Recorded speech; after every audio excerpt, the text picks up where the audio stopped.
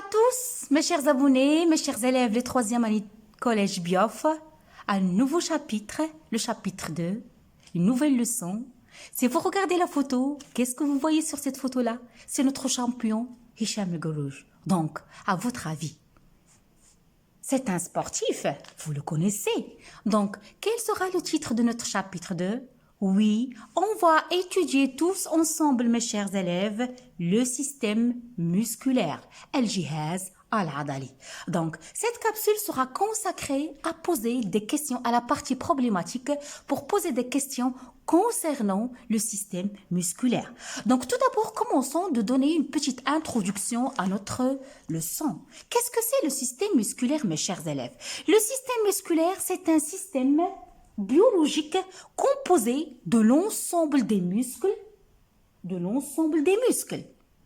du corps d'un animal.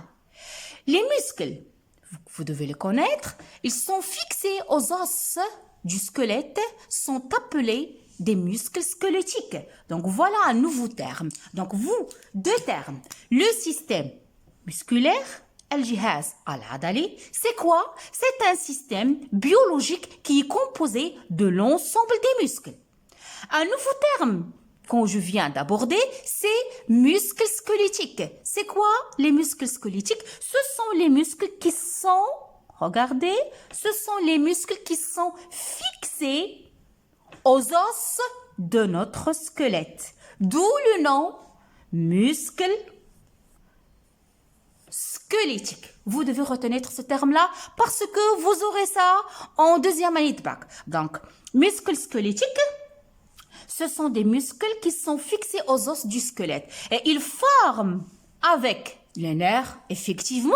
On a vu ça dans la motricité volontaire. On a vu ça dans la leçon des réflexes médulaires. Ils forment avec les nerfs qui les énervent l'appareil locomoteur.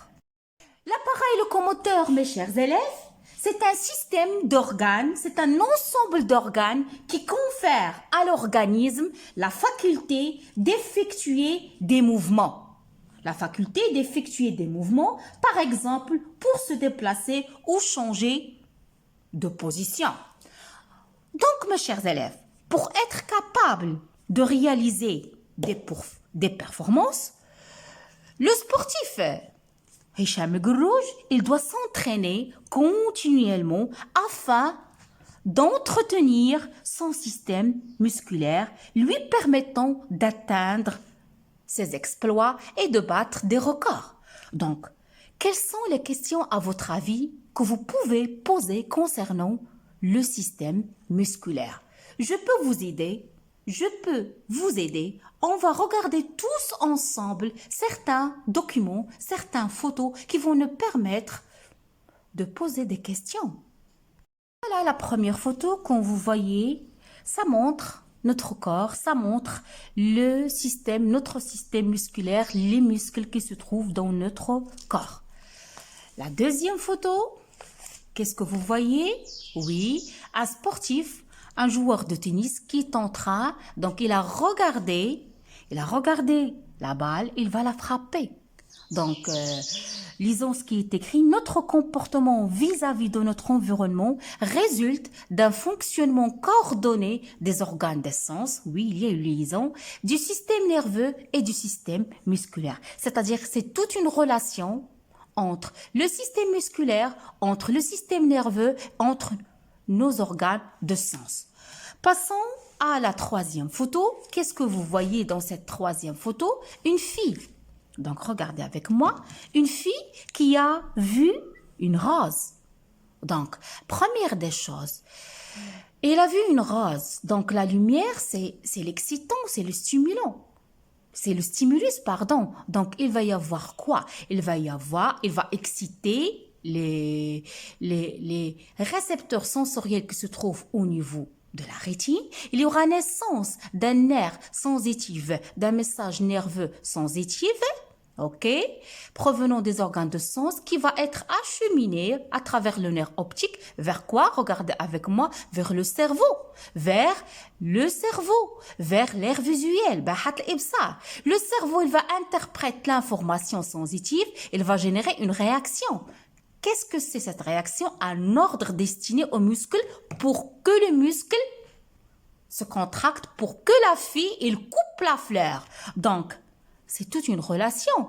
Donc, au niveau de l'aire motrice, il va y avoir naissance d'un influx nerveux moteur qui va être acheminé par la moelle épinière, par le nerf moteur, par les nerfs moteurs, regardez, vers qui? Regardez, vers les organes effecteurs, vers les muscles qui vont générer le mouvement. Donc, c'est toute une liaison entre le système nerveux, entre les organes de sens, entre le système musculaire. Donc, mes chers élèves, quelles sont les questions que vous pouvez poser? Donc, commençons par la première question. Quelles sont les propriétés des muscles squelettiques? Je viens de définir qu'est-ce qu'un muscle squelettique. On va essayer de définir, de trouver les propriétés du muscle squelettique et quelles sont les conditions nécessaires à l'accomplissement des mouvements. Je viens de le dire, on va chercher à trouver tous ensemble quelles sont les propriétés de muscles squelettiques. On va chercher aussi à savoir quelle est la structure tissulaire du muscle squelettique, c'est-à-dire de quoi il est composé le muscle squelettique, quelle est la structure du muscle squelettique. On va essayer de savoir comment peut-on enregistrer l'activité du muscle et aussi comment peut-on préserver notre appareil musculaire et quels sont les besoins du muscle pour se contracter. Ces 5 questions, ce sera l'objectif qu'on va atteindre, Inch'Allah, dans les prochaines capsules. Bihawlillah. Voilà, mes chers élèves, une autre photo que je tiens à vous la... que vous la regardez. Qu'est-ce que j'en ai ici? J'en ai les fibres musculaires, pardon, attendez. Ça, ce sont les fibres musculaires. Ça, c'est la plaque terminale. Je vais expliquer ça ultérieurement. Ça, c'est le nerf. Ça, c'est l'axon. Donc, le muscle, c'est un organe effecteur. Vous le connaissez. Vous connaissez ça déjà. C'est un organe effecteur exécutant les ordres lui parvenant du système nerveux concernant la mobilité du corps. C'est-à-dire, il y a une liaison entre le système nerveux et le système musculaire. Ce qui nous pousse à poser la question suivante, comment se fait la jonction système nerveux musculaire? Donc, c'est ça qu'on va étudier ultérieurement, la liaison entre, voilà, le système nerveux et les fibres musculaires. Donc, j'espère que j'étais un petit peu bref et claire durant cette introduction, durant cette problématique. Je vous donne rendez-vous à la prochaine capsule pour essayer tous ensemble d'éclaircir le mystère du système musculaire et de trouver les réponses aux questions qu'on a déjà posées. Qu'est-ce qu'un cycle? Qu'est-ce qu'un muscle squelettique? Quelles sont les propriétés du muscle squelettique? Quelle est l'ultrastructure du muscle squelettique? Comment peut-on enregistrer l'activité du muscle? Quels sont les besoins du muscle squelettique pour se contracter et comment prévenir notre système musculaire? Donc, d'ici là, je vous dis au revoir, à la prochaine capsule, Inch'Allah. À bientôt. Laissez-moi des commentaires. Abonnez-vous à ma chaîne. Je vous adore.